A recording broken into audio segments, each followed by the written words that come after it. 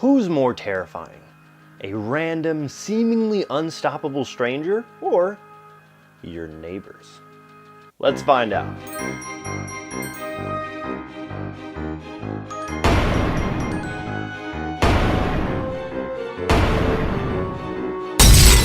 Hey everybody, welcome back to TLTV. We are in part 2 of our countdown to Halloween, and this week we're going to pit slasher against slasher. We're gonna go classic versus modern in this head-to-head. Now the two movies that I have picked are Halloween and The Purge. Now one is your quintessential slasher flick,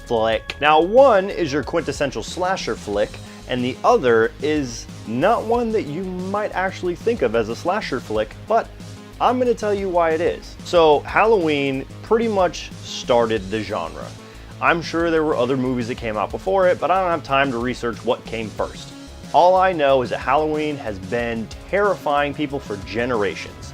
Michael Myers is this twisted and sick and mentally disturbed individual who killed his family as a young boy and has been tormenting his sister ever since.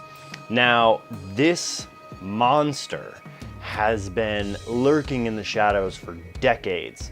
You know, stupid people come out and they think they can get through to him, and just dumb, idiotic. Those people in scary movies you're screaming at like, don't go down the dark staircase, you're gonna fucking die. Those people are the ones who think they can get through to Michael Myers, and that's why he gets out and wreaks havoc and goes after his sister and kills anyone in his path. But he never fucking dies. There's something superhuman about him. He just keeps coming. There's something about a very large man who's seemingly unstoppable and impervious to pain that is just terrifying. Nothing you can do will stop this man. And if you're put into that situation, you don't know what to do. You're just like, fuck, I'm gonna die and there's nothing I can do. And that feeling of helplessness and hopelessness, that's what's truly terrifying about Michael Myers. Now, The Purge. The Purge is not a movie that you would initially think of as a slasher flick, but I think it is. Because if you think about the nature of these movies and how they've come about, from Halloween to Friday the 13th to Scream in the 90s, and then in 2013 we got The Purge.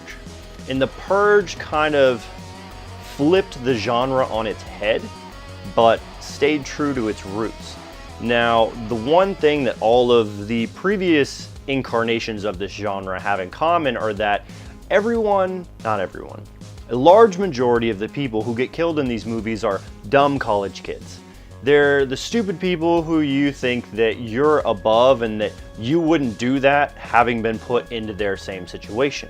The Purge changes it around by showing you this annual event, this purge of all your sins one night out of the year to get out all your aggression, all of the bad things in you. That way you can be a decent fucking American for the rest of the year.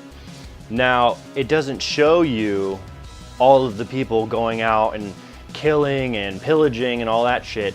It shows you most of the night the events of one family who chooses not to participate, but instead just kind of sinks their head into the sand, but still supports the Purge on a kind of face value level. It's that removed nature. And that's kind of what the audience was like up until this point in horror movies.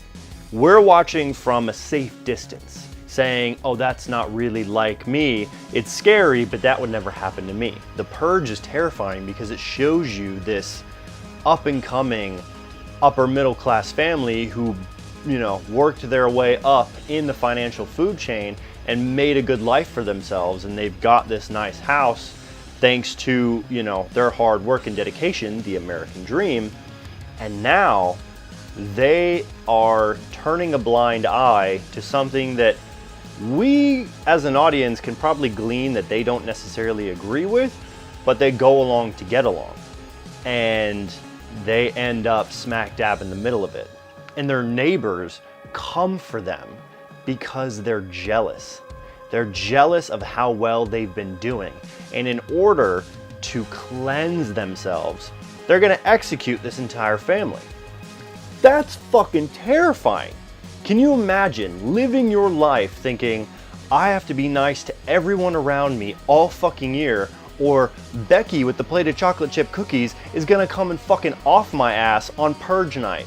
That is terrifying, but it's terrifying in an intellectual way. It's terrifying in a way that makes you kind of paranoid, and it makes you think differently about the way you are and the way you treat people and the way you operate in this world and in this society. Michael Myers and the Halloween slasher, that's just fucking scary. There's no rhyme or reason. There's no, oh, he's coming to kill me because I did this, this, and this. It's just, you see that man, you fear for your life because there is no rhyme or reason. He's just going to fucking kill you. The Purge, they give you these little petty grievances as reasons to why these people are murdering each other. The neighbors, it was the we're jealous. The people who showed up first, it was this is my right to purge.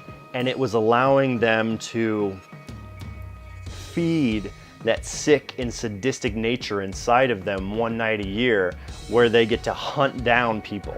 I think overall, Michael Myers is more scary.